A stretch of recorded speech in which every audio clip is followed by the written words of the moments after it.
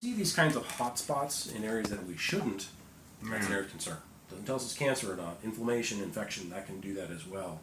But Which means it's an area. the sugar a lot. Right, it's hypermetabolic. So as we scroll down, back to where we were, working our way back down here.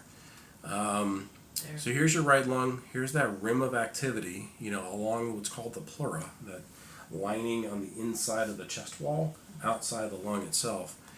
Now, there's a lot of fluid, again, throughout this space. And it's what they were describing as a hydropneumothorax. Hydro, fluid, water, fluid content. Pneumo is air.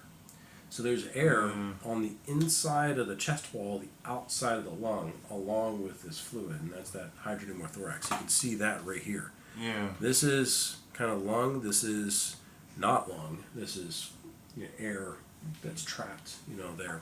Is that normal after getting a thoracentesis? No. No, so it just happened. Yeah. Well, I think part of this could be that the cancer itself may have created a hole in that lung that allowed air to escape into the chest cavity itself, and created that pneumothorax where the lung collapsed because of the air around it that escaped through that hole in the lung. But this is all that rim of activity. You can see there's some loculated effusions. So normally in that chest cavity, the fluid should flow where gravity takes it. So you're laying on your back. Here's the table. Yeah. That fluid should all be down here. The fact that it's not, there's fluid that's kind of stuck up in these areas, where these areas of hypermetabolic activity means it's not one cavity anymore. It's multiple little pockets, almost like a little cluster of grapes.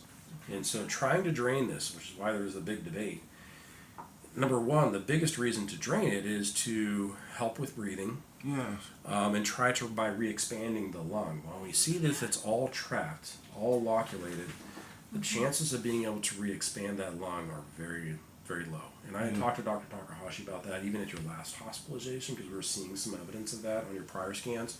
So I'm not surprised that PET scan showed this, but it also did show that some of that fluid is coming back. Now, if your SATs, your oxygen saturations, had really dropped in the hospital, fortunately they didn't. I mean, you were sitting around 80%, but got better, time. If they were sitting at 80% and you're needing a lot of oxygen, or even had to send you home with oxygen, we would have been more aggressive. They would have been more aggressive. Not we, I wasn't there, but they would have been more aggressive in training this. Why? Well, now it's causing a lot more, not just shortness of breath and discomfort, but it's now causing hypoxia. It's causing a decrease in your oxygen concentration. Yeah. So that was what prompted things. So here's the primary mass right there. Okay.